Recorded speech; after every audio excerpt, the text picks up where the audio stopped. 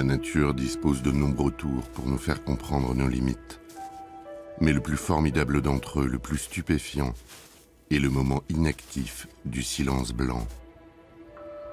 Tout mouvement s'arrête, le ciel s'éclaircit et prend l'aspect d'une plaque mortuaire. Le plus léger murmure semble sacrilège, et l'homme devient timide, effrayé par le son de sa propre voix. Personne ne parle, tout le monde pense. Chacun prend sa véritable dimension. Ici, j'ai trouvé la mienne.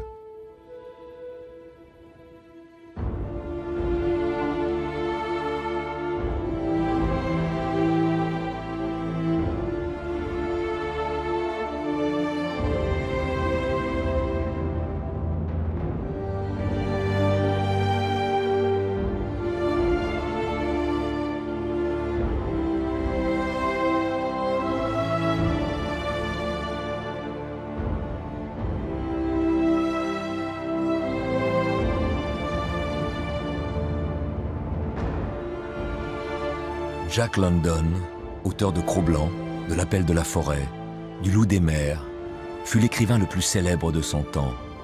Au tournant du XXe siècle, il est le symbole même de l'aventure. Vagabond, chercheur d'or, marin, mais aussi rancher, reporter de guerre, militant socialiste passionné, il mena sa vie à un rythme effréné. Et son parcours comme son œuvre, indissociable, frappe aujourd'hui encore par leur intensité. Il a fait tant de choses. Tenter de comprendre l'essence de Jack London, c'est comme essayer de saisir de la fumée. Elle vous échappe des mains. C'est difficile de le définir avec précision et de comprendre tout ce qu'il a fait. Mais ce n'était pas un simple observateur, il était au cœur de l'action.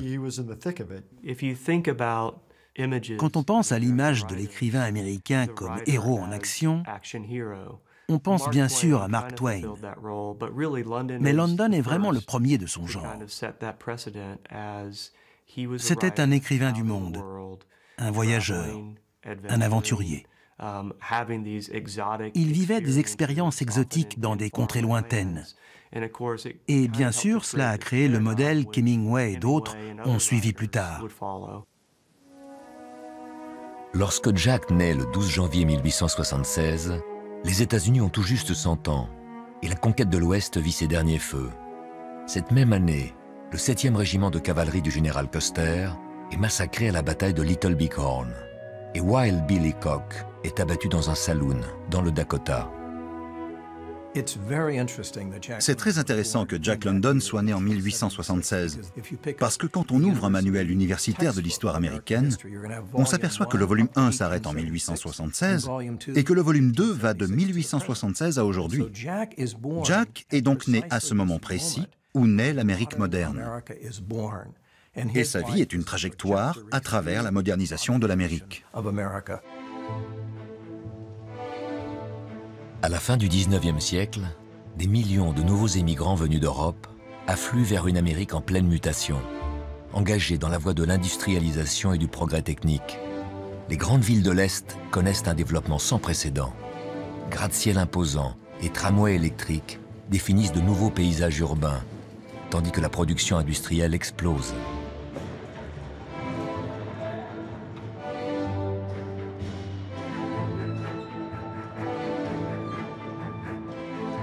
Capitaines d'industrie et puissances bancaires ont pris le pouvoir. James Hill et son réseau de chemin de fer transcontinental, le financier John Morgan, John Davison Rockefeller, premier milliardaire de ces temps nouveaux. Mais cette formidable expansion plonge aussi dans la pauvreté nombre d'Américains, sacrifiés dans une course au profit et à la réussite économique. Ce qui s'est produit à l'époque de London, c'est une division aux États-Unis entre une nouvelle élite, composée de personnes très riches, de chefs d'entreprise, et l'émergence d'une nouvelle classe prolétaire, toujours plus pauvre, vivant dans ces nouvelles villes industrielles, avec des conditions de travail très dures, et menant une existence de misère. C'est un immense changement dans la démographie américaine et dans l'économie du pays. Jack grandit sur la côte ouest, dans les quartiers pauvres de San Francisco.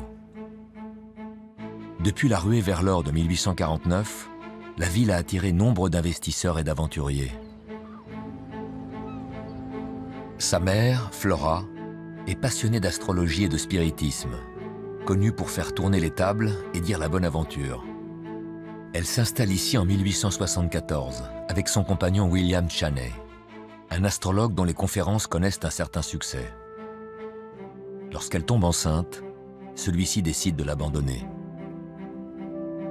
Jack ne le connaîtra jamais. Flora Wellman était la mère de London. Malheureusement, elle a tenté d'avorter plusieurs fois pendant sa grossesse. Elle échoua à chaque fois. Elle s'est même tiré une balle qui a ricoché sur son front. C'est assez horrible. Jack est né dans une atmosphère familiale plutôt mouvementée. Jack se sentait rejeté par sa mère. Il la trouvait froide avec lui.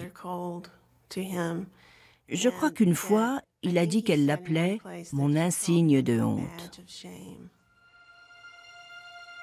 6 mois après la naissance de Jack, Flora épouse John London, qui reconnaît le jeune garçon comme son propre fils et lui donne son nom.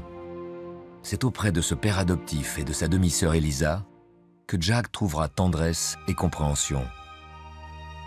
De sa nourrice Jenny Prentice aussi, une ancienne esclave afro-américaine qui restera proche de lui toute sa vie. La condition des London est modeste.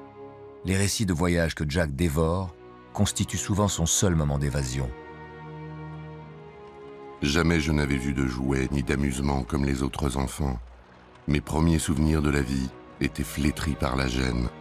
Notre misère était passée à l'état chronique. Pour surmonter leurs difficultés financières, John London s'essaie constamment à de nouveaux métiers.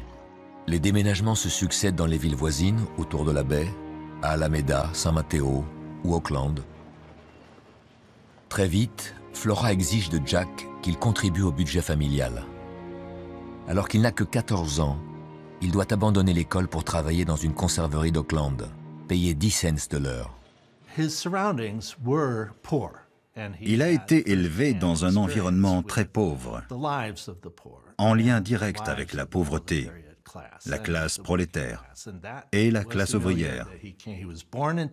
Il est né dans ce milieu et n'a jamais oublié d'où il venait. C'est vrai qu'il a eu une enfance difficile. Il n'était pas aussi affamé qu'il aime nous le faire croire. Mais il a travaillé dur. Plus tard, il en a témoigné dans cette formidable histoire, Le Renégat.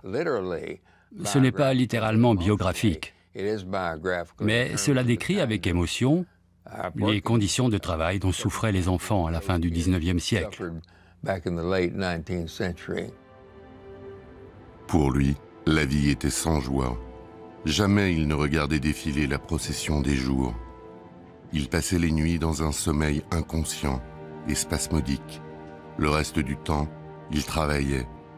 Et alors sa conscience devenait mécanique. À part cela, son esprit demeurait vide. Il se réduisait à l'état de bête de somme, dépourvu de toute vie mentale. À cette époque, ils sont plus d'1,5 million d'enfants américains à vivre une telle situation. Il faudra attendre 1938 pour voir une réforme en profondeur de la législation. C'est sur les docks d'Oakland, à quelques pas de la conserverie, que Jack échappe à cette atmosphère qui l'étouffe. Il observe avec envie les pilleurs d'huîtres qui sévissent dans la baie et dont les exploits le font rêver. La peine encourue était l'emprisonnement dans un pénitencier d'État, avec un costume rayé et des fers aux pieds. Et alors, il était bien plus romanesque d'être un pilleur d'huîtres ou un forçat que de rester l'esclave d'une machine. Jack emprunte $300 à son ancienne nourrice et achète sa propre chaloupe, le Razzle Dazzle.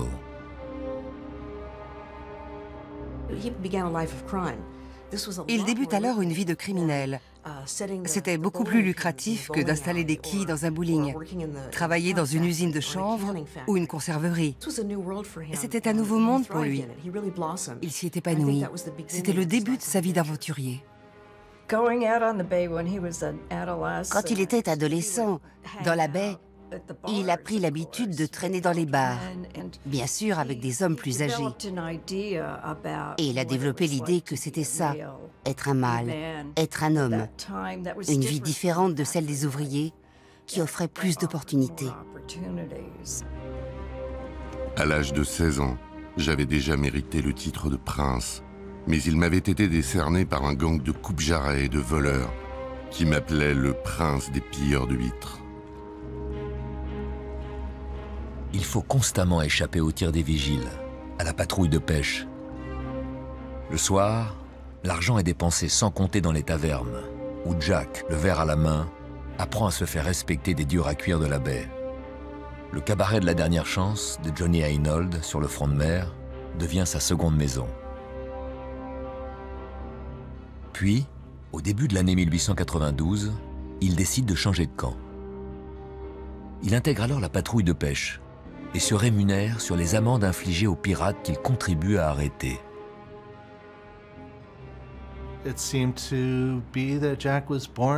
On aurait dit que Jack était né pour devenir marin, qu'il avait ça dans le sang. Il est parvenu à maîtriser les eaux très dangereuses de la baie de San Francisco. Et après ça, il était prêt à affronter l'océan Pacifique alors qu'il était très jeune. Le 20 janvier 1893, il s'engage comme marin à bord d'une goélette 3-mâts, la Sophia Sutherland, pour une saison de chasse aux phoques. La traversée du Pacifique dure 51 jours, avant que la Sophia ne gagne les eaux glacées de la mer de Bering. Pour l'adolescent épris d'aventure, cette première expérience du large restera inoubliable. Lorsque la goélette est prise dans un typhon, il se retrouve même seul à la barre durant près de 40 minutes. De retour à Auckland, sa mère le pousse à en faire le récit pour participer à un concours dans un journal local, le San Francisco Call. Jack remporte le premier prix. Le 12 novembre 1893, un typhon au large des côtes du Japon est le premier texte publié par Jack London, avant même que celui-ci songe à devenir écrivain. Mais durant son absence, la santé de son père adoptif s'est dégradée. Pour aider sa famille, Jack n'a d'autre choix que de reprendre le chemin de l'usine. Dans une fabrique de jute, tout d'abord, puis à la centrale électrique d'Auckland, où il travaille à pelleter le charbon pour alimenter les chaudières. Il rentre chaque soir complètement épuisé, brisé de fatigue. Mais un jour, un collègue vient le voir et lui dit « J'ai quelque chose à te dire. Tu fais le boulot de 2 hommes. » Le patron a renvoyé 2 hommes qui faisaient ce travail avant toi et t'a embauché pour le faire pour $30 par mois, alors qu'ils étaient payés $40 par mois chacun. London découvrait comment fonctionne le capitalisme, en pressant les travailleurs pour augmenter les profits.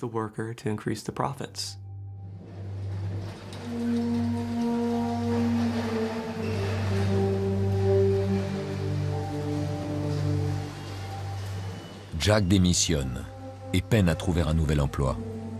La crise financière de 1893 a aggravé la situation économique et plongé le pays dans la pire dépression de sa jeune histoire. L'Amérique compte désormais 2 millions de chômeurs et de saisonniers.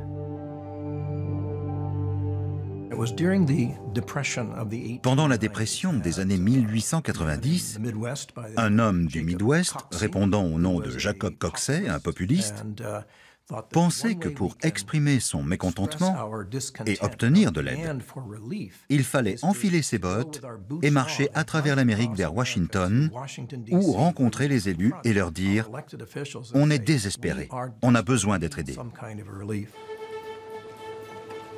Aux 4 coins du pays, une véritable armée de chômeurs se met en marche. Jack décide d'intégrer le contingent de la côte ouest, qui compte environ 600 hommes, et que commande un certain Charles Kelly. Ayant manqué leur départ, il les rejoint dans les Rocheuses et poursuit avec eux leur progression vers l'est. Ils voyagent à pied ou entassés dans des wagons à bestiaux. Leur nombre ne cesse d'augmenter. Ils sont bientôt 2000 et en chemin, les témoignages de solidarité sont nombreux. Mais au mois de mai, l'annonce de l'arrestation de Coxey porte un coup fatal au moral de la troupe. L'armée des chômeurs est en pleine déroute. Et à Hannibal, dans le Missouri, Jack décide de l'abandonner. Mais il a pris goût à cette nouvelle vie, sur les routes de l'Amérique. Sans le sou, il décide de continuer à voyager en hobo, en clandestin sur les trains de marchandises, au gré de son envie du moment.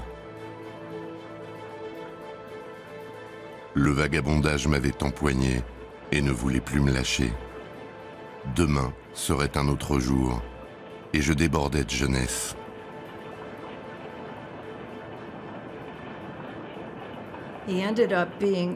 Il a fini par être arrêté pour vagabondage à Erie, en Pennsylvanie, et envoyé dans un pénitencier pour 1 mois. Cette expérience de l'injustice qu'il a vécue dans le tribunal et le fait qu'il ait été arrêté simplement parce qu'il était sans abri ont eu un grand impact sur lui. Je pense qu'il n'a pas été victime d'abus en prison parce qu'il a été assez malin pour sympathiser avec un prisonnier plus ancien qui a pu le protéger. Mais il a dit « Ça m'a déterminé à échapper à ma condition de prolétaire. Jamais plus je ne me trouverai dans la situation de ces pauvres diables. » À sa libération, Jack décide de découvrir les grandes villes de l'Est, avant de rejoindre la Californie en traversant le Canada. Un périple de plus de 2000 km qu'il effectue aux côtés de quantité d'autres miséreux itinérants.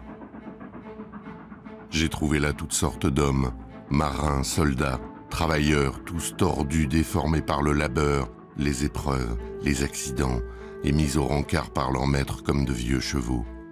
Je voyais le spectacle de l'abîme social aussi nettement que s'il s'était agi de quelque chose de concret.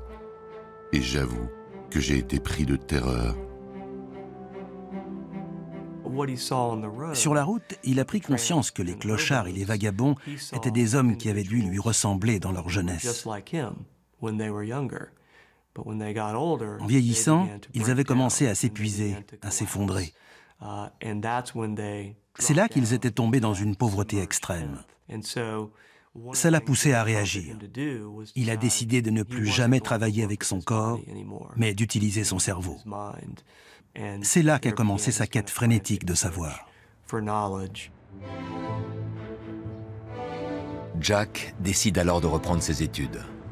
Il s'inscrit au lycée d'Oakland, fermement décidé à acquérir les bases pour devenir écrivain. Pour payer ses cours, il se fait embaucher au service de nettoyage de l'école et balaye chaque jour les salles de l'établissement. Je m'appliquais du matin au soir. Je composais, je dactylographiais, j'étudiais la grammaire, le style sous toutes ses formes, et j'analysais les grands écrivains pour découvrir les raisons de leur succès. Je me privais souvent de manger pour ne pas me détourner de ma dévorante passion. Jack travaille sans relâche. Il ne s'autorise que la dose de sommeil indispensable. Il fréquente aussi assidûment la bibliothèque municipale d'Oakland, où il emprunte sans cesse de nouveaux ouvrages. Il lisait tout le temps. Il apprenait comme ça. Ce n'était pas vraiment un programme de lecture encadré et planifié. C'était guidé par ses envies. Et il absorbait tout ce qu'il lisait. La lecture des œuvres de Karl Marx, Charles Darwin et Herbert Spencer est pour Jack une révélation. Il se reconnaît dans leurs pensées, qui motivent chez lui une conscience politique nouvelle. Avant ma naissance, d'autres esprits plus développés que le mien avaient exprimé tout ce que je pensais, et bien davantage. J'ai découvert que j'étais socialiste. Le socialisme a des racines profondes en Amérique. Fondé en 1876, l'année de naissance de London, le Parti socialiste des travailleurs était l'une des organisations les plus puissantes qui essayait d'obtenir des élus officiels pour apporter des changements fondamentaux. 20 ans après la création du parti, Jack London en devenait adhérent. Il était entièrement dévoué à tout ce qui pouvait permettre aux pauvres, aux travailleurs, aux employés de sortir de la misère. Quelles que soient les réformes requises, il était prêt à combattre, et il l'a fait pendant de nombreuses années. Debout, Américains, debout les patriotes et les optimistes. Réveillez-vous, empoignez les rênes d'un gouvernement corrompu et éduquez les masses. On l'appelle maintenant le jeune socialiste. Ses discours passionnés sur la place d'Oakland lui valent même d'être emprisonné au motif d'agitation. Après le lycée, il réussit brillamment le concours d'entrée à l'université de Berkeley, qu'il intègre en septembre 1896. Mais après un semestre, il décide de mettre un terme à des études qu'il juge ennuyeuses et que de toute façon il n'arrive plus à financer. Seul, il pensait pouvoir apprendre mieux et plus vite que parmi les étudiants, qu'il trouvait immatures et naïfs. Il était déjà un citoyen du monde. Il avait voyagé sur une goélette pour chasser le phoque. Et c'est typiquement Jack London, être sûr de pouvoir par lui-même faire mieux et plus vite que n'importe qui. Le 14 juillet 1897, à San Francisco, l'annonce de la découverte d'un gisement d'or dans le Klondike, région sauvage de l'ouest du Canada, déclenche une véritable ruée. Dans les semaines qui suivent, des milliers d'hommes s'embarquent pour rejoindre l'Alaska, avant d'accomplir un périlleux voyage à travers le Grand Nord. Le 25 juillet, Jack est l'un des premiers partis. Comme beaucoup d'autres qui avaient désespérément besoin d'argent, il a décidé d'y aller. Les gens ont tendance à idéaliser la ruée vers l'or. C'était une formidable aventure et ça l'a été pour lui. Mais c'était aussi brutal et très dangereux. Beaucoup sont morts en essayant de trouver de l'or. Pour Jack, je pense que ce fut l'expérience qui changea sa vie. Avec quelques hommes aguerris rencontrés en chemin, Jack se lance dans l'ascension de la terrible Chilkoot Pass. À 1000 mètres d'altitude, la Chilkoot offre le passage le plus direct entre les montagnes bordant le Canada. Pour l'atteindre, les candidats à la ruée doivent escalader pas à pas une pente raide couverte de glace, portant sur leur dos leur équipement. Jack a fait je ne sais pas combien d'allers-retours, peut-être 10. Et si vous tombiez à terre durant l'escalade, on ne vous laissait pas reprendre votre place. Il fallait repartir d'en bas et recommencer. Je n'arrive pas à croire que des gens ont pu faire ça. Une fois le col franchi, il faut ensuite rejoindre par la piste la région des lacs et fabriquer une embarcation afin de poursuivre vers le nord en descendant le fleuve Yukon. Commence alors une course contre la montre pour boucler le voyage avant que l'hiver s'installe et rende les eaux prisonnières de la glace. Un mois de navigation sur 650 km, en affrontant de fréquentes tempêtes et de terribles courants.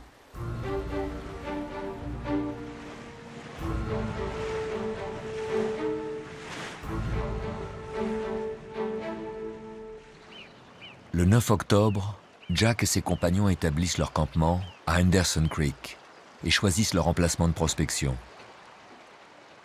Ils se rendent alors à Dawson City, seule ville de la région, construite au premier jour de la ruée, pour faire enregistrer leur concession.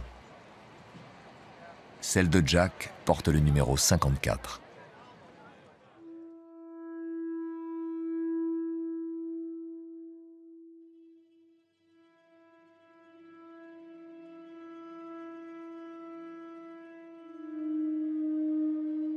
L'hiver s'est abattu et interdit maintenant toute tentative de prospection. Les chercheurs d'or, reclus dans leur cabane isolée, doivent alors patienter de longs mois en endurant un froid polaire. Jack racontera plus tard qu'une nuit au Klondike équivaut à 40 jours dans un réfrigérateur. Il a emmené avec lui quelques livres, un guide de survie bien sûr, indispensable dans ces régions sauvages, mais aussi L'origine des espèces de Charles Darwin et Le Paradis perdu, poème épique de John Milton, qui développe la vision chrétienne de la création.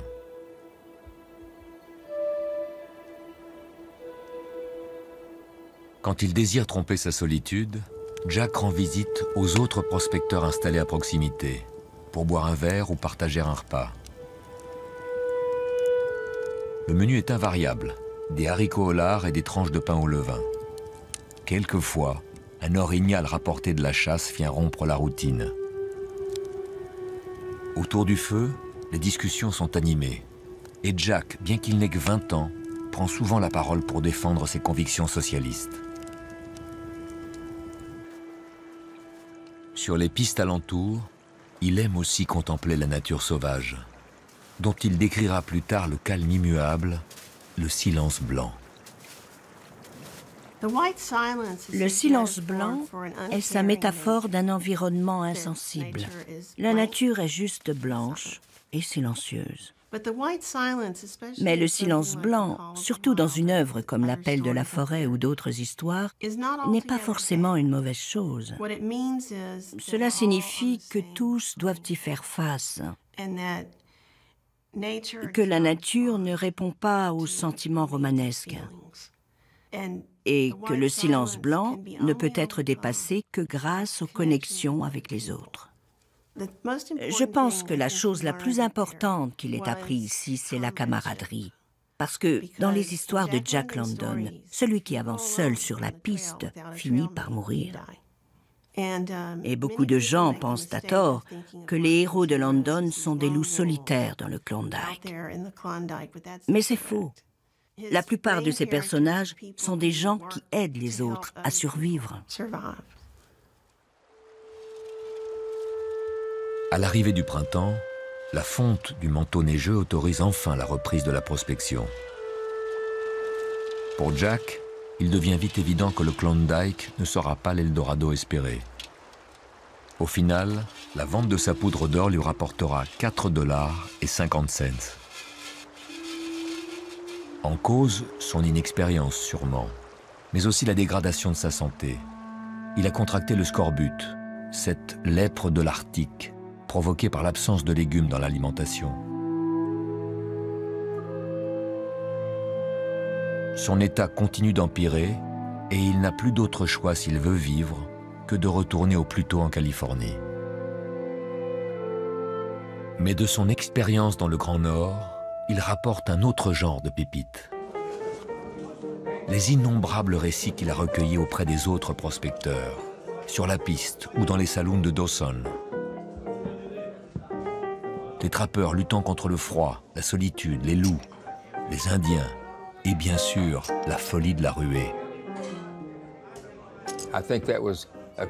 Je pense que ça a été une expérience cruciale qui lui a apporté beaucoup de matière pour écrire. Ce qu'il fait, c'est qu'il écoute, il absorbe, il observe. Tout cela, il le transforme en fiction et en fait de la grande littérature, comme dans beaucoup de ces histoires du Klondike. Sur le plan personnel, mais aussi professionnel, je pense qu'il avait atteint son objectif quand il a dit « Le Klondike a fait de moi ce que je suis ». C'était vrai en tant qu'écrivain, mais aussi en tant qu'homme. À son retour, Jack apprend que John London, son père adoptif, vient de mourir. Il est sans ressources et doit maintenant assumer seul les besoins de sa famille. Il décide alors de se plonger dans l'écriture avec un entêtement furieux. Il écrivait, il écrivait, il écrivait, il écrivait des poèmes, des essais, des nouvelles, qui lui revenaient tous. Il a mis son manteau en gage, sa bicyclette et même sa machine à écrire, juste pour acheter des timbres et envoyer ses manuscrits. Et un jour, ça a payé. Un magazine, le Black Cat, a choisi une première histoire et l'a publiée.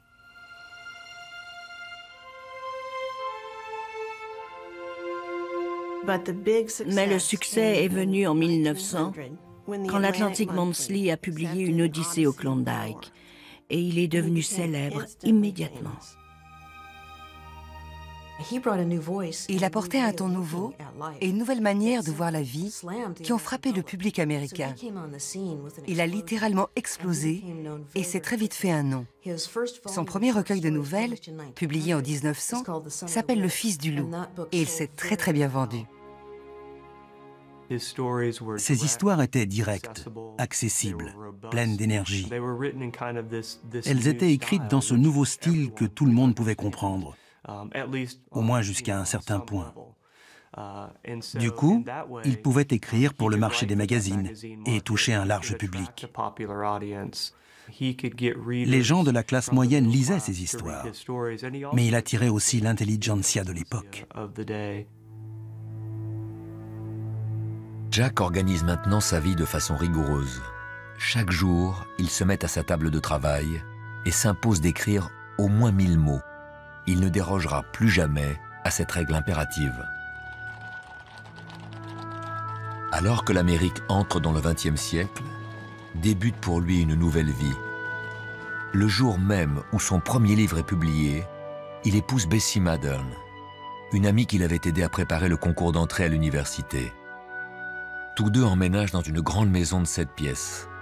Et la famille s'agrandit bientôt avec la naissance d'une petite fille, Joan. Il appartient désormais à l'élite artistique de San Francisco et les critiques ne tarissent plus d'éloges à son endroit.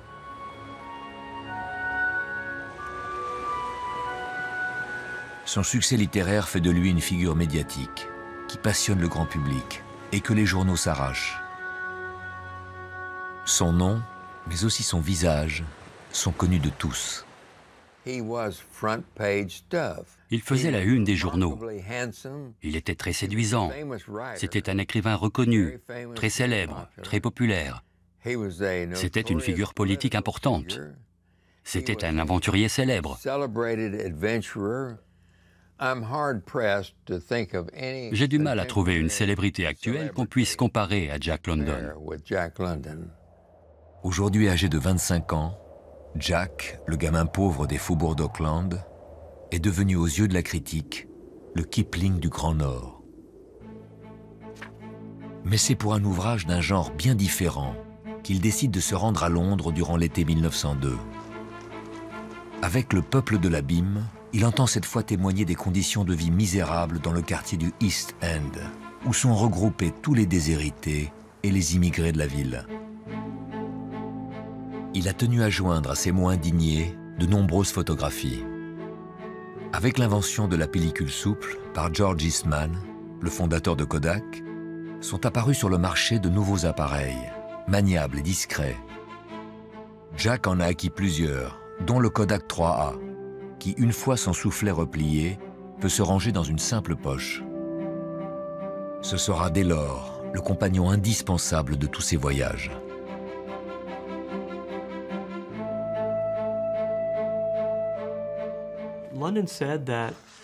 London disait que Le Peuple de l'Abîme était son livre favori, qu'il s'était plus investi dans ce livre que dans n'importe quel autre. C'est une sorte de journalisme en immersion avant l'heure. London est à Londres en 1902. Il se déguise en marin à la dérive et infiltre les taudis de l'East End pour enquêter sur les conditions de vie. Il regarde comment cet environnement urbain, rude, malsain, agit sur ces gens et les détruit. C'est le peuple du pavé qui est abruti et sans force. Les hommes ne sont plus que des caricatures d'eux-mêmes. Leurs femmes et leurs enfants sont pâles, anémiés. Leurs yeux sont cerclés de noir. Ils ont le dos voûté et traînent la savate et deviennent très vite rachitiques, sans grâce et sans beauté. C'est une souche déracinée qu'on abandonne jusqu'à la plus complète pourriture. Il ne les regardait pas comme des spécimens, mais comme des êtres vivants. Les gens le sentaient et avaient confiance en lui. On peut sentir cette confiance en voyant combien ils sont naturels sur les photos. Et je pense que c'est un vrai témoignage de sa capacité à se lier aux autres, à ce génie de l'amitié dont parlaient les gens. La diffusion du peuple de l'abîme reste confidentielle. Mais Jack ne tarde pas à renouer avec le succès. Le héros de son nouveau livre est un chien, Buck. Volé à ses maîtres pour être utilisé dans les attelages du Grand Nord, il lui faut apprendre à survivre dans ce nouvel environnement.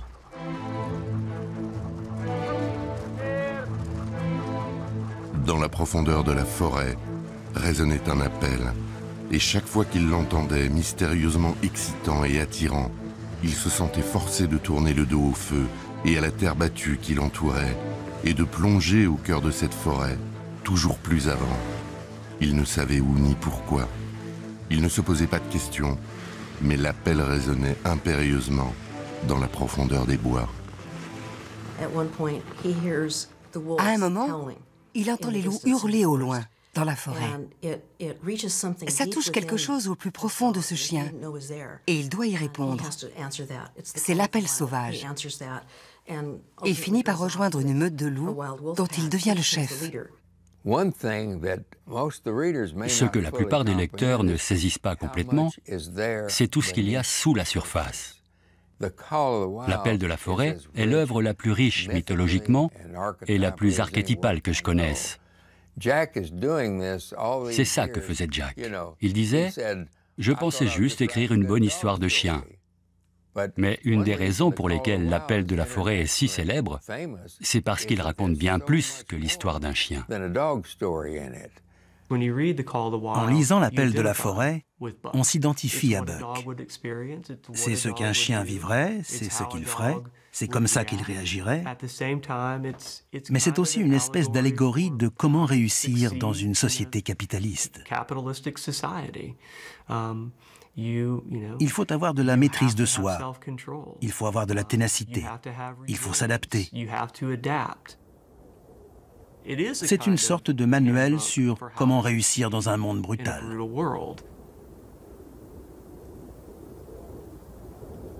Buck, c'est le double de Jack. À travers son odyssée, Jack exprime les cauchemars qui le hantent, comment il a dû lui aussi se battre pour survivre et inventer sa vie. Et la figure du loup, désormais reproduite au début de tous ses ouvrages, devient la signature de Jack London écrivain. Il a eu beaucoup de mal à s'en sortir dans le Grand Nord. Toutes ces histoires d'épreuves endurées pour survivre étaient vraies. Il savait vraiment ce que c'était que de frôler la mort. Probablement à plusieurs reprises. Il savait ce que c'était de lutter pour s'en sortir. Et c'est devenu pour lui un symbole de la vie. Quand on pense qu'il a écrit l'appel de la forêt en 7 semaines et qu'il l'a toujours appelé son histoire de chien qui lui a échappé, il voulait juste en faire une nouvelle, mais elle a pris une autre dimension. C'est une réussite étonnante. Et je pense qu'il avait cette histoire en lui et qu'il l'a juste retranscrite. Il lui fallait l'écrire. Je pense que chaque auteur a une histoire qui s'impose à lui, qu'il lui faut écrire. Ils peuvent écrire d'autres livres, mais il y en a un qu'ils portent intimement et qui s'échappe simplement d'eux. L'appel de la forêt est le best-seller de l'année 1903. Fort de sa notoriété, Jack collabore maintenant avec les plus grands journaux, comme ceux du magnat de la presse William Hearst. Début 1904, ce dernier lui propose de partir pour l'Asie, afin de couvrir le conflit qui oppose la Russie au Japon, pour le contrôle de la Corée et de la Mandchourie. Bloqué à Tokyo par les autorités japonaises, Jack décide de rejoindre la Corée clandestinement. Malgré la rigueur de l'hiver, il longe la côte à bord d'un sampan et rejoint Chemulpo, où les troupes nippones sont en train de se regrouper. Il suit alors leur progression vers le nord, dans un cache-cache incessant pour échapper au contrôle. mais il ne parvient jamais à approcher des zones de combat. Il n'arrivait pas à écrire les histoires qu'il avait espérées. Les Russes plantant leurs baïonnettes dans les Japonais, l'odeur du sang, la fumée des canons et des mitrailleuses, ça lui restait interdit. Il pouvait seulement observer de loin des duels d'artillerie et des mouvements de troupes. London approchait le journalisme comme un auteur de fiction. Donc, quand il couvrait le conflit, il lui fallait un personnage principal. Aussi incroyable que cela paraisse, c'est Jack London lui-même. Au final, on ne sait pas vraiment ce que c'était d'être en Corée. On sait ce que c'était d'être Jack London en Corée. Lors de la première grande bataille terrestre, le long de la rivière Yalu, les journalistes doivent là encore se tenir à distance, dans un observatoire aménagé. Jack est écœuré. « J'ai gâché 5 mois de ma vie dans cette guerre », déclare-t-il. Lorsqu'il surprend le valet d'un officier japonais en train de le voler, il frappe celui-ci violemment. Il est arrêté et le président Roosevelt en personne doit intervenir pour le faire libérer. Ils allaient l'amener devant une cour martiale pour faire un exemple. Roosevelt était un fan de Jack London. Il envoya un câble au Premier ministre japonais. Si vous vous en prenez à Jack London, vous vous en prenez aux États-Unis et à notre armée. Ils ont dit, OK, on le renvoie chez lui.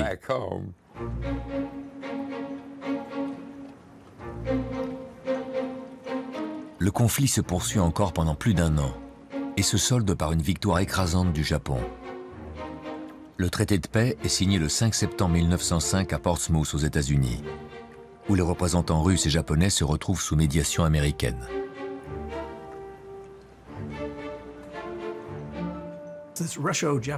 Cette guerre russo-japonaise a été le premier conflit armé du XXe siècle. Et Theodore Roosevelt, qui était un homme qui pensait que la guerre était une bonne solution dans beaucoup de cas, a reçu, c'est assez ironique, le prix Nobel de la paix pour son rôle dans l'achèvement du conflit. Depuis quelque temps déjà, les États-Unis entendent peser de tout leur poids sur la géopolitique internationale. En 1898, 7 ans auparavant, la guerre hispano-américaine leur a permis de disputer à l'Espagne ses possessions coloniales. Cette dernière a dû céder les Philippines, Porto Rico et l'île de Guam, dans l'archipel des îles Mariannes. Elle a aussi reconnu l'indépendance de Cuba, qui est passée sous contrôle américain. Les États-Unis ont décidé, après la guerre, de rester sur ces territoires. C'est le grand bond du pays vers l'extérieur. On établit un contrôle, des bases, et on occupe des territoires très loin de nos frontières. Avec le grade de lieutenant, Theodore Roosevelt s'est illustré lors de la prise de Cuba et fait depuis figure de héros national. Lorsqu'il accède à la présidence en 1902, l'Amérique adopte la politique du Big Stick, le grand bâton. Elle se positionne désormais comme une force morale, autorisée à intervenir partout militairement pour défendre ses intérêts. Ça a ouvert la voie à Jack London pour ses propres aventures. La politique étrangère américaine, ouvrant le monde aux intérêts américains, a été un phénomène qui a permis à London, avec sa grande imagination et sa grande ambition, d'aller dans des endroits où, auparavant, il n'aurait simplement pas pu se rendre. Sur le bateau qui le ramène du Japon vers les États-Unis, Jack apprend que Bessie a demandé le divorce. Malgré la venue d'un nouvel enfant, leurs rapports se sont dégradés et Jack a quitté le domicile conjugal depuis 1 an déjà. Bessie a fait saisir ses comptes bancaires et exige aujourd'hui la garde de leurs 2 filles, Joanne et Becky. C'était vraiment triste, parce qu'ils n'allaient pas du tout ensemble. Bess n'avait pas l'esprit espiègle de Jack. Et il avait besoin de quelqu'un d'espiègle. Elle pensait que la foule, comme on appelait les amis de Jack, avait une mauvaise influence sur lui, qu'elle l'éloignait du sérieux de son travail d'écrivain. C'est encore un jeune homme. Je pense qu'il n'est pas vraiment prêt pour la paternité. Il était très content d'être père, mais c'est une relation avec laquelle il a toujours eu du mal. Du coup, ce mariage était voué à l'échec, parce qu'elle attendait de lui qu'il se comporte de manière plus sérieuse. Il était tout le temps sur le départ pour de nouveaux voyages. Un homme compliqué à vivre.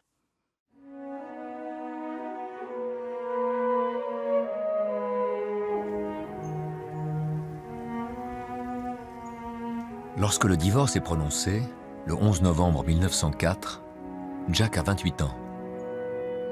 Depuis des mois, il a dû rester discret sur la liaison qu'il entretient avec Charmian Kittredge, une femme de 5 ans son aînée, au tempérament libre et indépendant. Ses idées féministes sont à l'opposé de la rigidité victorienne de Bessie.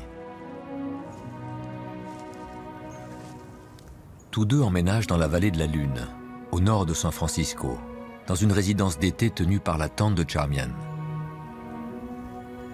Conquis par la beauté du lieu, Jack acquiert alors un domaine de 50 hectares, sur lequel il a pour projet de bâtir un ranch. Jack voulait une terre qui serait bien à lui. Il a écrit une très belle lettre à son éditeur chez Macmillan, dans laquelle il dit « J'ai chevauché dans toute cette région et j'ai trouvé l'endroit qu'il me faut. » Il parlait alors de la lune qui se couche derrière les collines et de sa beauté magique. Il trouvait ça envoûtant. Il avait de grands projets pour en faire un ranch qui remplirait leur vie, où ils accueilleraient leurs amis et leurs familles.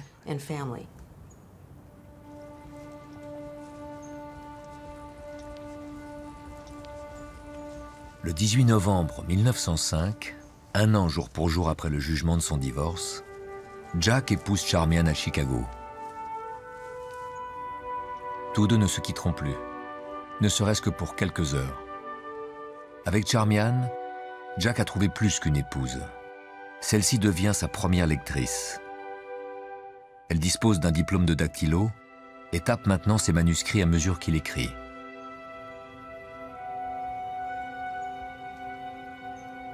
Cultivée, sportive, cavalière émérite, elle devient aussi son compagnon d'aventure, celle avec qui tout partageait, même les paris les plus audacieux.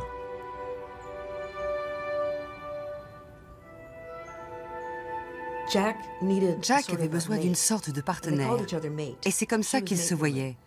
Entre eux, ils s'appelaient partenaires. C'est ce qu'il fallait à Jack, parce qu'il suivait toujours des inspirations nouvelles.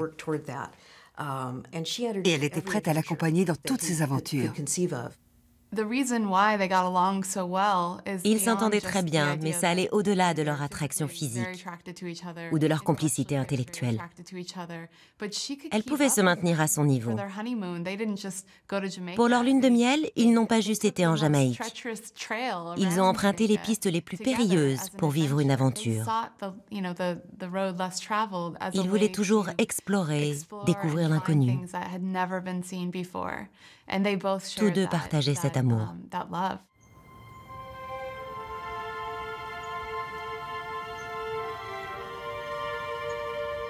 Dans la vallée de la Lune, à la fin de l'année 1904, Jack entreprend l'écriture d'un nouveau roman, Cro-Blanc. Tout comme L'Appel de la forêt, celui-ci a pour héros un chien. Il témoigne cependant chez son auteur d'une évolution radicale. « Je vais inverser le processus », déclare Jack à son éditeur. « Au lieu de montrer un chien qui retourne à l'état sauvage, je veux montrer un chien qui se civilise. Et comment se développe en lui l'instinct domestique, la fidélité, l'amour, la moralité et toutes les vertus. » La douceur et la patience du jeune homme, son obstination aussi, agissaient sur Cro-Blanc comme des révélateurs. Ses traits les plus marqués s'estompaient. Son instinct de conservation découvrait de nouvelles voies. Des forces qui vivaient en lui, depuis toujours comprimées, étouffées, presque tuées par la haine, réapparaissaient au grand jour. La plus puissante de ces forces était l'amour. Publié en octobre 1906, Cro-Blanc connaît un succès immédiat et devient une référence absolue auprès des jeunes lecteurs du monde entier. Mais qui est réellement Jack London aujourd'hui? Que reste-t-il en lui du jeune socialiste qui haranguait la foule sur la place d'Auckland?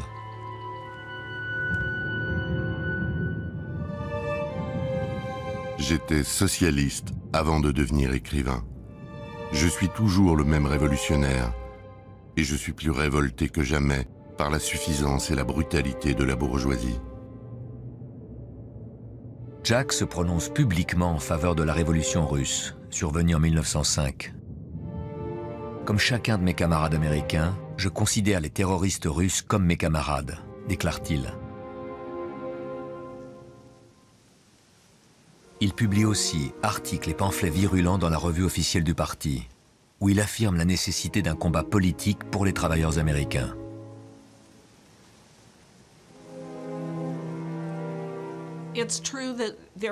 Certains n'aimaient pas son engagement politique à l'époque. Ce n'est pas qu'il s'en moquait. Il n'était pas prêt à renoncer à ses idées pour faire plaisir à qui que ce soit. Ses convictions étaient très fortes. C'était un homme courageux, guidé par ses principes. London a développé une technique qu'il appelait le motif sous le motif. En surface, ses histoires étaient pleines d'action et d'aventure. Mais il glissait en dessous une signification plus profonde. Il voulait être un écrivain populaire. Mais s'il cherchait la célébrité, c'était aussi pour promouvoir son agenda politique.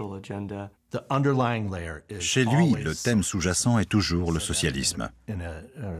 Il l'a déclaré dans une interview en 1903 ou 1904, à ses débuts donc. Tout ce qu'il a pu écrire, même de plus commercial, contenait un message politique. Et il était important. En 1905, l'auteur Upton Sinclair fonde la Société universitaire socialiste. Son but est de gagner à la cause socialiste les étudiants des grandes universités, future élite de la nation. Jack en est nommé président et réalise alors une grande tournée de conférences politiques à travers le pays. Il y a une affiche célèbre de son discours à Yale. Tous les étudiants avaient mis une écharpe rouge, étaient venus pour l'acclamer. C'est comme ça que la jeunesse privilégiée a réagi à London. Et les journaux, surtout à Boston, lui sont tombés dessus. J'ai lu son dossier au FBI. Il le considérait encore comme quelqu'un de dangereux 30 ans après sa mort. Un communiste. London était un paradoxe, plein de contradictions. L'une d'entre elles, c'est qu'il était un homme riche et qu'il aimait beaucoup ça. Il n'y voyait pas une contradiction. C'est pourtant paradoxal. D'un côté, il était socialiste, mais il aimait ce que la fortune lui apportait et il essayait de gagner le plus d'argent possible. La raison principale pour laquelle il voulait gagner tant d'argent, c'était pour financer ses voyages et aussi le ranch qu'il commençait à développer, qui coûtait très cher.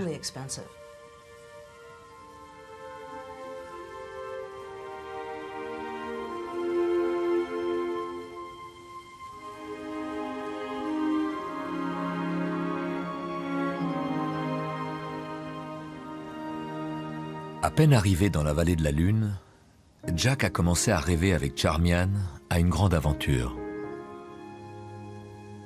Inspiré par le récit du tour du monde du capitaine Joshua Slocum, publié en 1900, il décide de faire construire un voilier et d'entreprendre une grande croisière de 7 ans. Baptisé le Snark, en hommage à un poème de Lewis Carroll, celui-ci traversera le Pacifique, la mer de Chine, la Méditerranée. Il empruntera le canal de Suez et visitera les capitales en remontant les grands fleuves. Son équipage comptera 6 personnes et Jack a proposé à Roscoe, l'oncle de Charmian, d'en être capitaine. Le départ est prévu pour le 1er octobre 1906. Mais le 18 avril, les travaux s'arrêtent brutalement. Peu après 5 heures du matin, la terre a tremblé à San Francisco. Le désastre est sans précédent. Durant 3 jours, San Francisco est la proie des flammes. 80% de la ville est détruite. on compte 3000 morts et près de 300 000 sans-abri. Bouleversé, Jack se rend aussitôt sur les lieux muni de son appareil photographique. Jamais dans l'histoire, une majestueuse ville moderne n'a été détruite à ce point. San Francisco n'est plus. Il ne subsiste rien d'elle, sinon des souvenirs et quelques résidences dans les faubourgs. Le secteur industriel est détruit. Le quartier des affaires est détruit. Les quartiers d'habitation sont détruits. Les usines et les entrepôts, les grands magasins et les immeubles des journaux, les hôtels et les palaces, tout a disparu. L'urgence est à la reconstruction de la ville, et le chantier du SNARC en subit les conséquences directes. Les livraisons sont retardées quand elles ne sont pas purement et simplement annulées, et le coût initial est multiplié par 5. Dès le début, le grand public s'est passionné pour le nouveau défi de l'écrivain aventurier. L'annonce de la grande croisière autour du monde de Jack London a fait l'objet de nombreux articles. Son lancement sans cesse repoussé, Jack subit maintenant les commentaires ironiques des journalistes. Exaspéré, il décide de précipiter le départ et de rejoindre Hawaï pour y terminer les travaux. Avec presque un an de retard, le 23 avril 1907, le SNARC quitte enfin Auckland pour s'élancer dans le Pacifique, sous les yeux de milliers de badauds.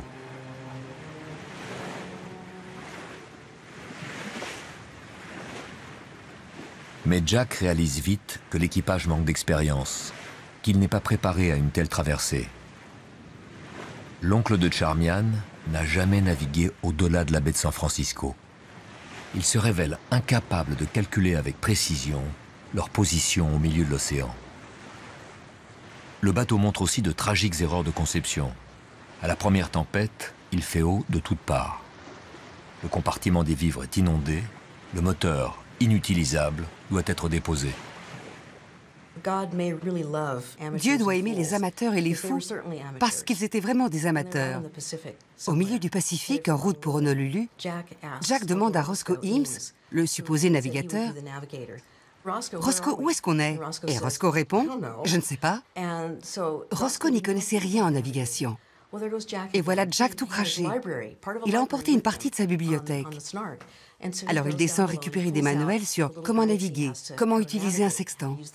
Il passe un après-midi à apprendre tout ça. Et après, il a été le navigateur pour le reste du voyage. Après 4 semaines de traversée, Jack et Charmian aperçoivent enfin le sommet du Haleakala, le plus grand volcan éteint du monde. Ayant franchi les récifs qui bordent l'île d'Oahu, ils jettent l'ancre dans le port d'Honolulu le 20 mai 1907.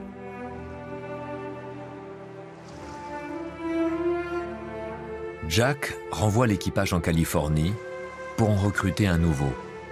Mais les réparations du SNARC imposent ici un long séjour. Hawaï a été annexé par les États-Unis à peine 10 ans auparavant. Au sein de la communauté américaine, la présence du couple London crée l'événement.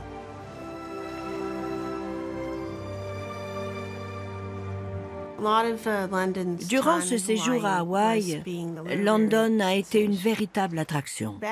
À son époque, peu de gens de l'extérieur venaient ici. Il a été accueilli en grande pompe, en présence du gouverneur. Il a été admis dans le club nautique, un club très fermé.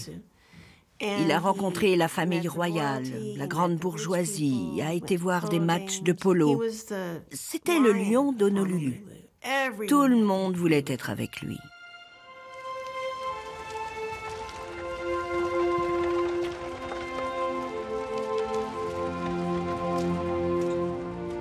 À Hawaï, Jack donne régulièrement des conférences dédiées à la littérature ou la promotion de ses idées politiques. Fidèle à son habitude, il écrit bien sûr toujours ses 1000 mots quotidiens.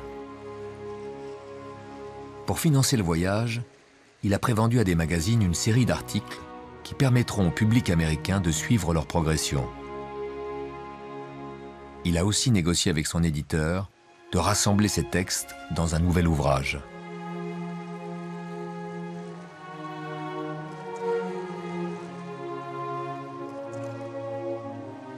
Sur la plage de Waikiki, il se découvre une passion pour le surf, qu'il qualifie de sport royal. Il lui dédie un chapitre entier de la croisière du Snark. Demain, je serai dans cette eau merveilleuse et je commencerai à pouvoir me tenir debout.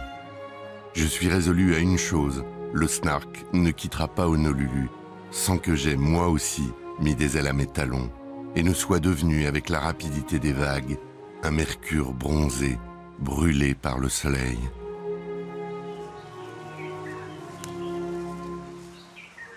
Jack et Charmian font aussi la découverte des beautés naturelles d'Hawaï. Durant 5 mois, ils explorent les différentes îles de l'archipel. Loin de l'effervescence d'Honolulu, ils sont accueillis chaque fois par les rancheurs et planteurs anglo-saxons. Le 7 octobre 1907, avec un nouvel équipage, le Snark prend enfin la mer, à destination de la Polynésie française.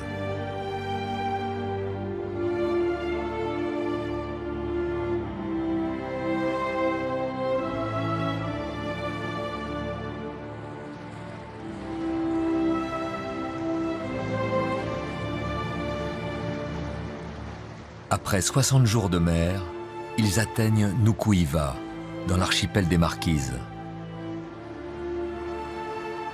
Pour Jack, cette escale est hautement symbolique.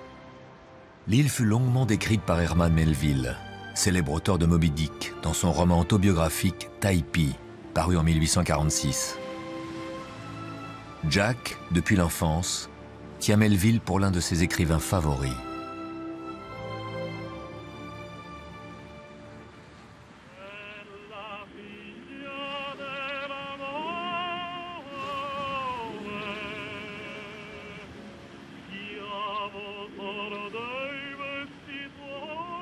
Jack et Charmian ont emporté avec eux leur gramophone et leur collection de disques.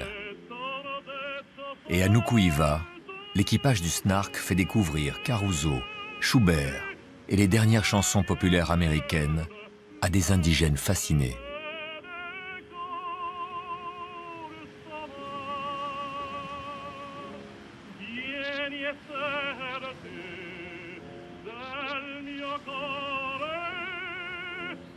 Ce sera la seule île des Marquises sur laquelle ils poseront le pied. Malgré la beauté du lieu, l'exploration de la vallée de Typee, où ils se rendent 60 ans après Melville, réserve à Jack une tragique déception. C'est Typee qui lui a donné envie d'aller dans les mers du Sud. Melville y décrit une vallée peuplée de 12 000 habitants magnifiques. Lorsque London s'y rend, il n'en reste plus que 12. La plupart d'entre eux, à moins qu'ils aient épousé des étrangers, n'étaient pas immunisés contre les maladies de l'homme blanc, la tuberculose, la syphilis. Donc, ce qu'il espérait voir avait disparu, à jamais.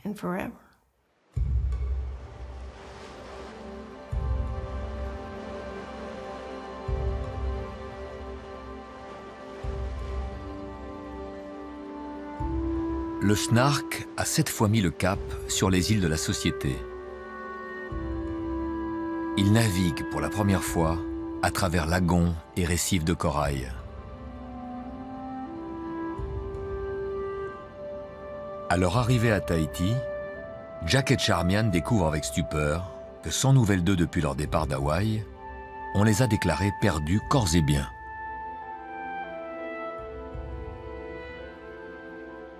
Durant cette traversée, Jack a entrepris un nouveau roman, dont le personnage principal lui ressemble comme un frère. Martin Eden est un jeune marin sans éducation qui se bat pour élever sa condition et devenir écrivain. Mais cette réussite a un prix, la perte de ses illusions, qui le pousse finalement au suicide. Le titre provisoire du livre était « Succès », ce mot étant bien sûr utilisé de façon ironique par London. C'est un homme qui réussit et qui devient un écrivain mondialement célèbre. Mais il y a un total décalage entre ce que le public perçoit de lui et sa propre perception de lui-même, ou du sens de son travail. Il trouve, comme London bien souvent, que le public passe à côté des aspects importants de ses livres. Ce roman était pour lui un moyen de tourner la page, de clore un chapitre de sa vie pour en commencer un nouveau. Ça venait vraiment de son rejet pour son statut d'écrivain célèbre dans les lettres américaines. En fait, le voyage à bord du Snark était pour lui le moyen de s'en échapper. Ce n'était pas juste histoire de vivre des aventures dans différents pays et d'imiter Slocum. Le but, c'était de devenir plus qu'un auteur américain, d'être un écrivain du monde. Je crois que c'est ça qu'il cherchait. Cette odyssée du Snark à travers le Pacifique marque aussi une étape nouvelle pour le couple de Jack et Charmian. Alors qu'il est accaparé par ses œuvres de fiction et la rédaction des articles, c'est à elle qu'incombe de tenir avec ses propres mots le journal de bord. Il lui a tout de suite demandé de tenir le journal de bord du Snark. Il connaissait ses talents d'écrivain. Charmian avait un don pour raconter les voyages. Elle raconte tout ce qu'elle voit. Les dauphins qui nagent près du bateau, les tortues qu'ils attrapent pour le dîner. Tout est rapporté en détail. Ce n'était pas un écrivain au même titre que Jack, mais je pense qu'ils se complétaient dans leurs écrits. Et ici, ils ont appris à collaborer beaucoup, pas simplement partager des aventures.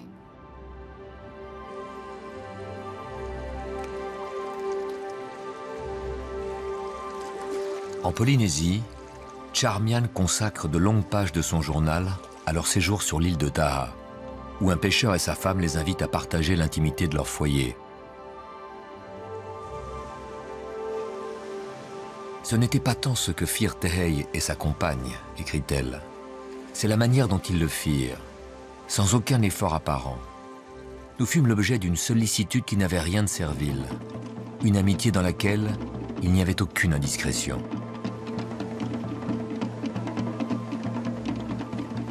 La présence de Tehei et de son épouse joue certainement un rôle dans l'accueil princier que reçoivent les London à Bora Bora, la dernière de leurs escales polynésiennes. Lorsque le Snark reprend sa route pour les lointaines îles Samoa, il a gagné un nouveau membre d'équipage. Tehei a décidé d'être du voyage.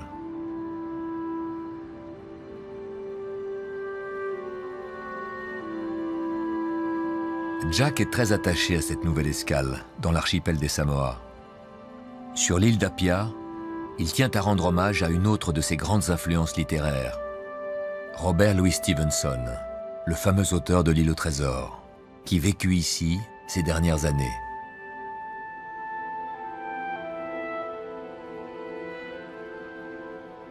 Je ne me serais détourné de ma route afin de me recueillir sur une tombe pour personne d'autre que lui.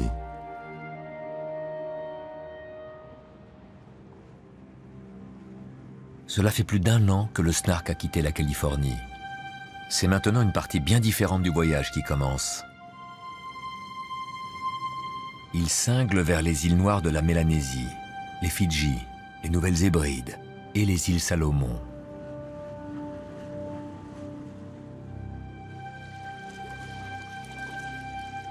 À l'époque, les Mélanésiens souffrent aux yeux des Occidentaux d'une effroyable réputation. Publications et récits de voyage les dépeignent invariablement comme des chasseurs de têtes primitifs, cruels et anthropophages. Leur physique, très éloigné des canons de la beauté polynésienne, frappe les imaginations.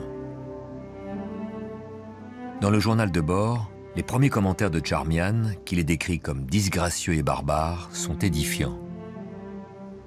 En fait, la tension raciale est palpable à tout instant.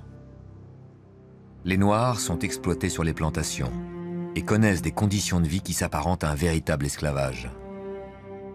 Dans ces régions reculées, cette situation explosive oblige les Blancs à la plus grande prudence.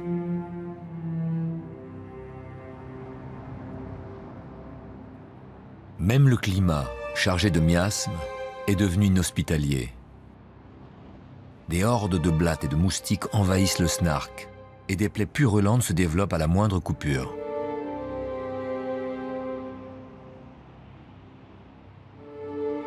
Dans les Salomon, les London prennent pour base Guadalcanal. Ils s'installent sur la plantation de Penbufrine, où l'on recueille le copra, la chair de la noix de coco. Ce décor inspire à Jack son nouveau roman, L'Aventureuse, qui fait le récit d'une révolte indigène.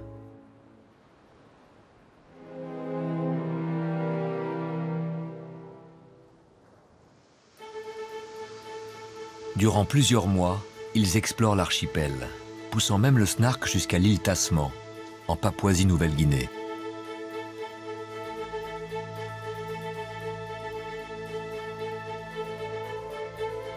Partout, à Malaïta, Santa Isabel, Luanua, Jack réalise des centaines de photos des tribus rencontrées. Destinées à accompagner ses articles et ses ouvrages, ces photos constituent aujourd'hui un formidable témoignage ethnographique de cette région du monde au début du XXe siècle.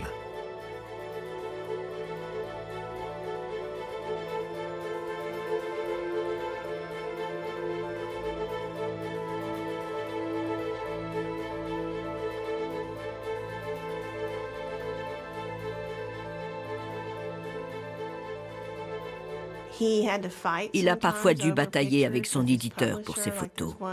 Il y en a une où Charmian se tient à côté d'une femme nue. C'est intéressant parce qu'elle se tourne vers la caméra et sourit. Son éditeur, à Macmillan, a refusé d'intégrer cette photo à la croisière du Snark. Pourquoi? Parce qu'une femme blanche se tient à côté d'une indigène nue et qu'elle ne fait pas... mais plutôt... Du coup, London a écrit un superbe courrier à Macmillan pour dire « C'est ma fichue femme, c'est mon fichu appareil photo, et vous allez mettre cette photo dans le livre. » Et ils l'ont fait. Mais le Snark est devenu un véritable navire hôpital. Dans les Salomon, la santé de l'équipage n'a cessé de se dégrader. Malaria, dysenterie et autres fièvres tropicales. Chacun d'entre eux souffre d'ulcères cutanés, qu'il faut soigner constamment par l'application de chlorure mercurique, un véritable poison pour les organismes. Jack est le plus atteint. Au mois de septembre, il doit se rendre à Sydney pour être hospitalisé. S'impose bientôt l'évidence, il leur faut renoncer et mettre ici un terme à leur grand voyage autour du monde.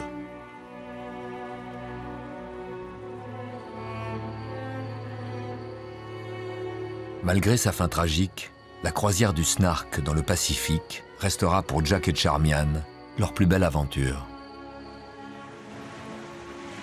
En ouverture de son journal de bord, publié en 1915, Charmian inscrira cette dédicace. À mon mari, qui rendit possible ces pages les plus heureuses et les plus merveilleuses de ma vie.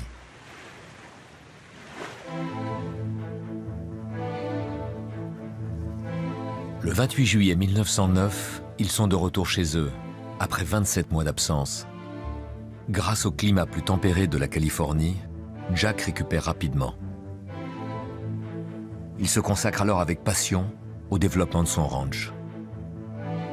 Il étend la surface du domaine. Il cultive vergers, vignes, céréales. Mais là encore, Jack a sa propre méthode. Que suis-je en train de faire ? En quelques mots, j'essaie de reproduire ce que les Chinois font depuis 40 siècles, c'est-à-dire de cultiver la terre sans recourir aux fertilisants.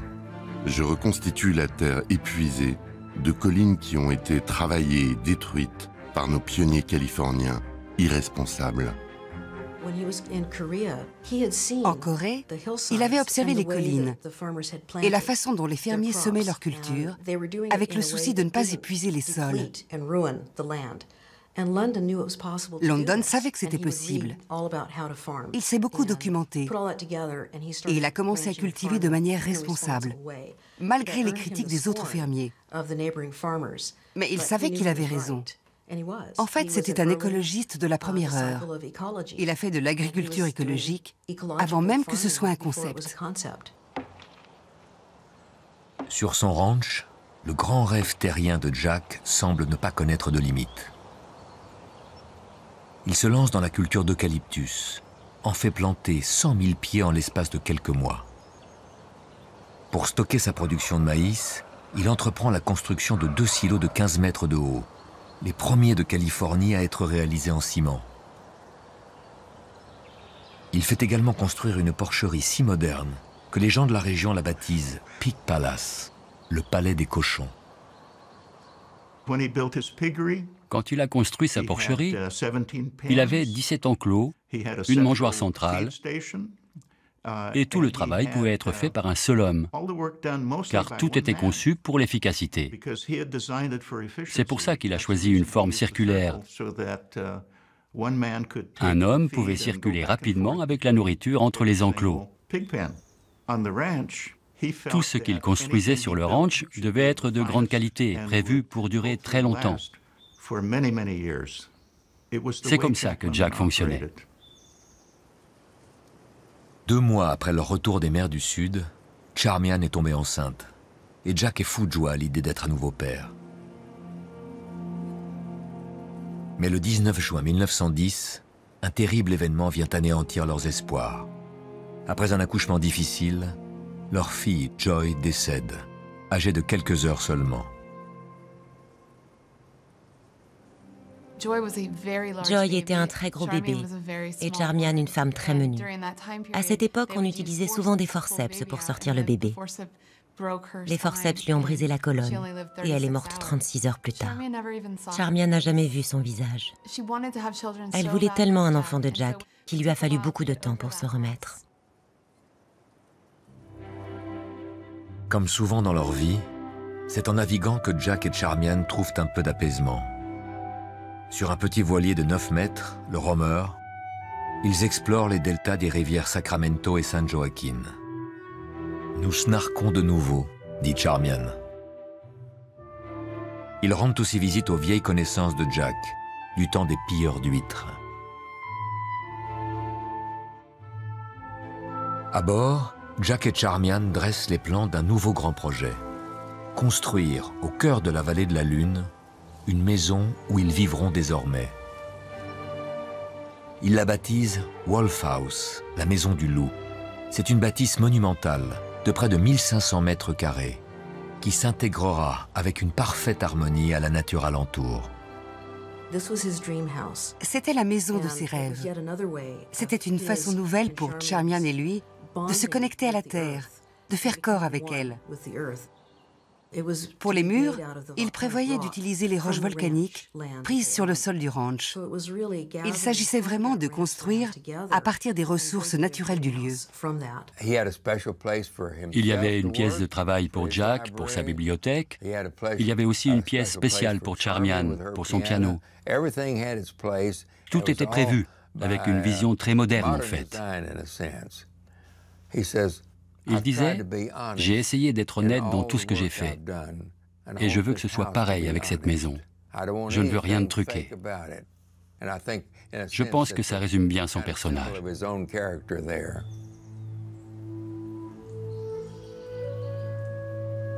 Les travaux sont prévus pour durer de longs mois. Dans l'attente, Jack et Charmian emménagent à proximité, dans un ancien cottage restauré. Le coût exorbitant de la maison du loup vient s'ajouter aux innombrables autres dépenses liées au développement du ranch. La situation financière s'est aggravée. Romans, nouvelles, articles, Jack écrit sans cesse, tandis que sa demi-sœur Elisa, nommée superintendante, assure la bonne marche de l'exploitation. Elisa était la personne la plus proche de Jack dans sa famille. Il l'adorait. Il avait une totale confiance en ses capacités. Ils discutaient beaucoup tous les deux, car Jack avait toujours plein d'idées. Il fallait que celles-ci soient réalistes aux yeux d'Elisa. Elle faisait de son mieux pour qu'elle garde les pieds sur terre. Il vivait au-dessus de ses moyens. Pour moi, elle était un peu sa conscience, celle capable de l'orienter. Ce partage des responsabilités avec Eliza permet à Jack et Charmian de s'échapper pour de nouveaux voyages, qui inspireront à leur tour de nouveaux écrits. Durant l'été 1911, ils effectuent un périple en chariot à travers la Californie et l'Oregon, sur les traces des premiers pionniers. Quelques mois plus tard, ils embarquent à Baltimore sur un 4-mâts, le Dirigo, et longent les côtes américaines jusqu'au Cap Horn. Durant cette croisière, Charmian tombe de nouveau enceinte. Mais une semaine après leur retour, elle fait une fausse couche à l'âge de 39 ans. Tous deux comprennent alors que leur foyer restera sans enfant. Jack n'a jamais pu laisser s'exprimer son instinct paternel. Il n'a jamais pu s'impliquer réellement auprès de ses enfants. Ça lui a manqué. Bess n'autorisait pas ses filles, Joan et Becky, à venir au ranch parce que Charmian était là. Ça l'a privé de pouvoir passer du temps avec ses filles et d'être un père plus présent, autrement que pour un pique-nique, une balade ou encore du shopping. Il était souvent triste de ne pas faire plus partie de leur vie. Il avait parfois l'impression que Bess et les filles n'attendaient de lui que de l'argent. À mon avis, ce n'était pas le cas, mais c'est ce qu'il ressentait, et c'était très difficile.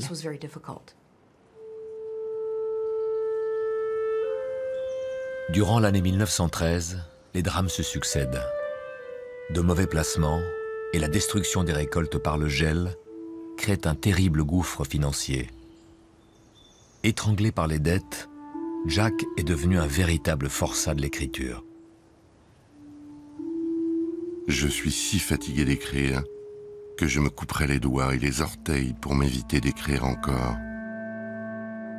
Il n'a que 37 ans, mais son corps, prématurément vieilli, commence à le trahir. Les traitements de ses ulcères par le chlorure mercurique, lors du voyage du Snark, ont laissé des traces indélébiles et empoisonné son sang. Au mois de juillet, les médecins découvrent que ses reins sont dans un état lamentable. Sans un régime sévère, il est à moyen terme condamné. Il paye aujourd'hui tous ses excès. Trop de travail, trop de tabac, trop de tout. Trop d'alcool surtout. Dans un livre autobiographique, Le cabaret de la dernière chance, il ressent le besoin de témoigner de cette dépendance, contractée lors de ses jeunes années, aux côtés des pirates de la baie. L'alcool le plonge aujourd'hui dans de terribles dépressions. J'ai dans la mâchoire des dents artificielles qui remplacent des parties de moi déjà disparues. Les jointures de mes jambes ont perdu leur élasticité et leur endurance éprouvée par tant de journées de labeur et de nuits de folie. Jamais plus je ne pourrai m'élancer éperdument, suspendu à un cordage dans l'obscurité de la tempête. Jamais plus je ne courrai côte à côte avec les chiens de traîneau sur les pistes interminables des régions arctiques. Il donne en sous-titre au livre « Mémoire alcoolique ». C'est un livre fascinant. Il détaille avec honnêteté les étapes qui l'ont conduit à l'alcoolisme. À la fin, il rentre chez lui, se regarde dans le miroir et voit un crâne qu'il appelle la logique blanche. Il dit « C'est la mort. L'issue est la mort, sans échappatoire. » Tous les alcooliques sont conscients de l'être, mais refusent de l'admettre. Il a eu du cran d'écrire ce livre. Et puis, dans le dernier chapitre, il dit « Mais je ne suis pas vraiment alcoolique. Je peux me contrôler et boire juste un verre. » C'est typique d'un alcoolique. D'ailleurs, c'est un classique pour les alcooliques anonymes. C'est un des livres les plus utilisés pour leur réunion parce que c'est l'exemple parfait du déni. Le 22 août 1913 survient la pire catastrophe de cette année funeste.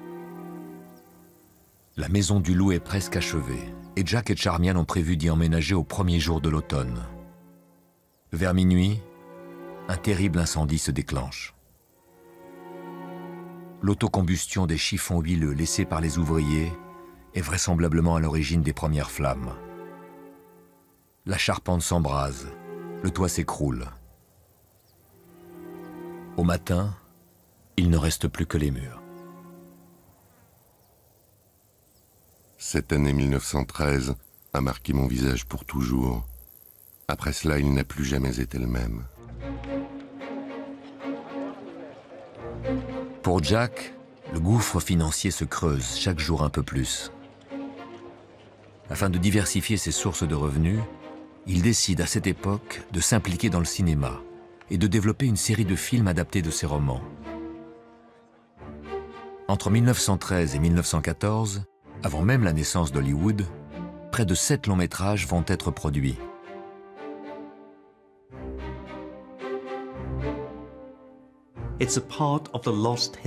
Ça fait partie de l'histoire oubliée de Jack London.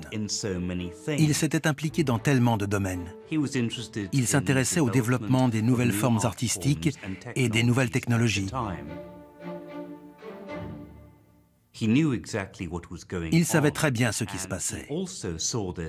Il voyait le cinéma comme un moyen idéal d'étendre sa notoriété d'écrivain.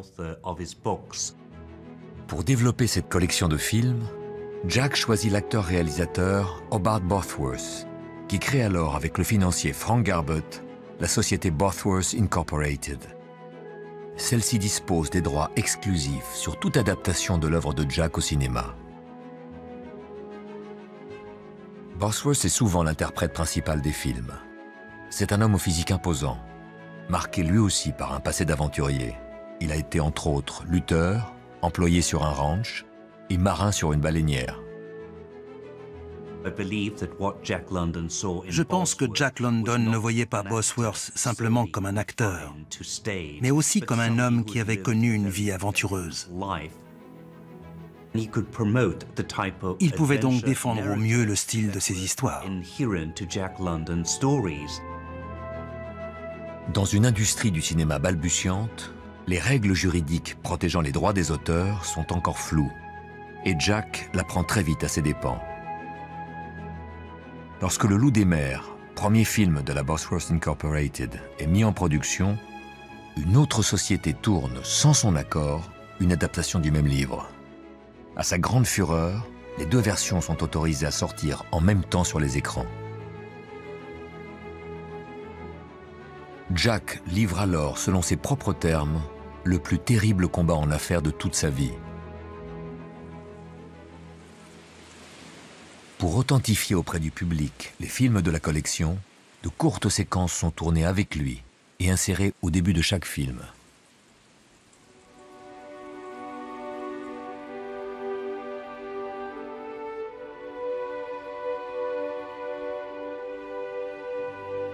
Malgré une importante publicité, les films Jack London connaissent un succès mitigé et ne rapportent pas les formidables revenus espérés.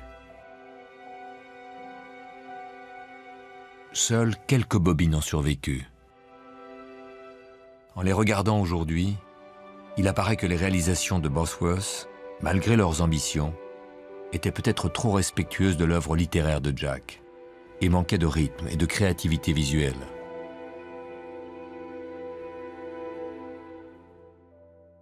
Enfin, durant l'été 1914, la guerre éclate en Europe et vient perturber la distribution des films pour de longues années.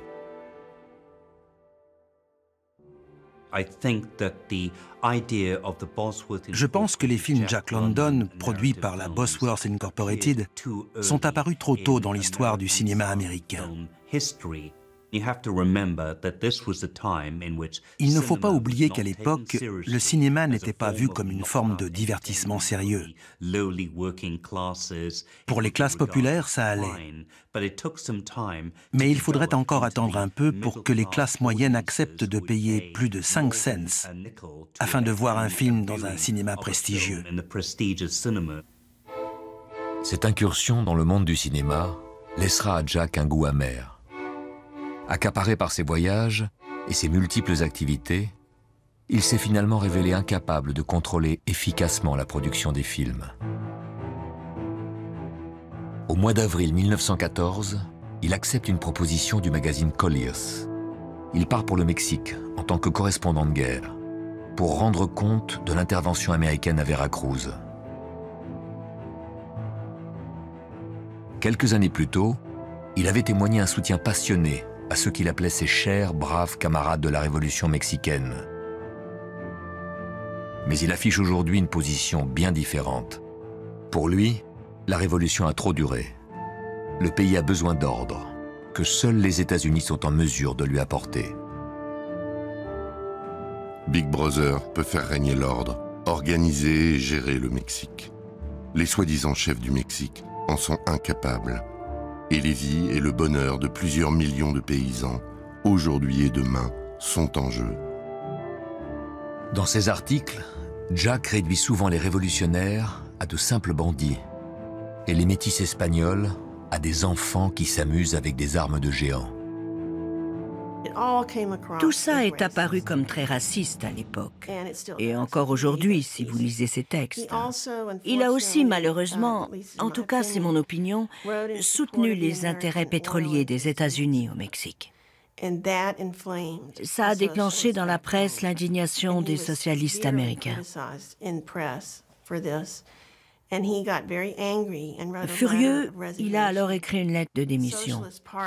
Il disait que le parti avait perdu son feu sacré, mais en fait c'était l'inverse. Les articles de Jack sur le Mexique sont une tache sur son engagement politique. Ce n'était pas la fin de sa foi dans le socialisme, mais c'était la fin de son adhésion au parti.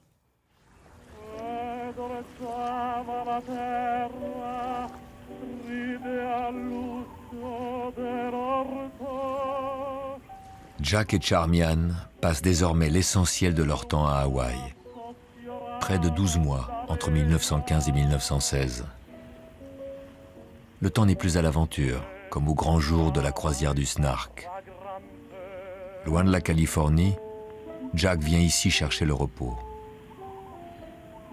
Il déclare aujourd'hui se sentir chez lui, sur ce qu'il appelle la terre d'amour.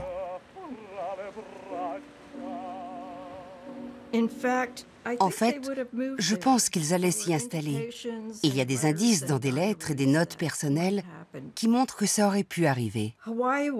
Hawaï était important aussi parce que ce lieu faisait ressurgir chez lui un style plus poétique. Et ses nouvelles hawaïennes comptent parmi ses meilleures. Après plusieurs années à écrire des livres médiocres, je pense qu'il a retrouvé à Hawaï une facette plus artistique de lui-même. Et ça l'emmenait dans de nouvelles directions très importantes.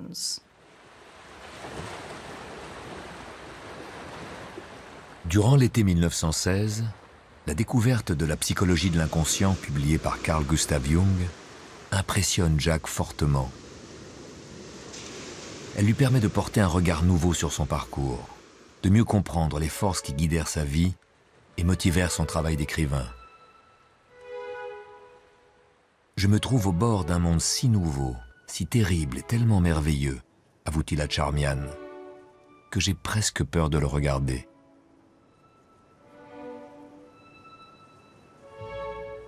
Mais la maladie ne lui laisse maintenant plus de répit. Lorsqu'ils repartent pour la Californie, à la fin du mois de juillet, il a terriblement grossi. Ses reins ne fonctionnent presque plus et occasionnent des douleurs intenses. Le 22 novembre 1916, quelques jours seulement après qu'une équipe de la firme Pathé est venue le filmer sur son ranch, il décède des suites d'une crise d'urémie. Il venait d'avoir 40 ans.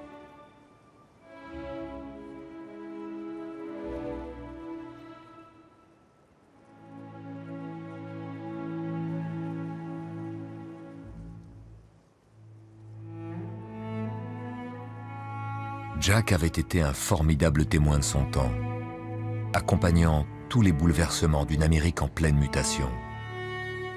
6 mois après sa mort, le 6 avril 1917, les États-Unis rejoignent les Alliés et déclarent officiellement la guerre à l'Allemagne. 1 an plus tard, le conflit terminé, ils sont devenus la première puissance mondiale. Jack, de son côté, est l'auteur le plus lu dans le monde.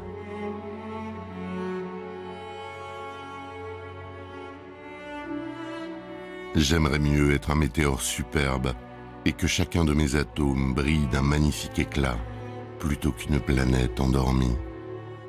La fonction propre de l'homme est de vivre, non d'exister. Je ne perdrai pas mes jours à essayer de prolonger ma vie. Je veux brûler tout mon temps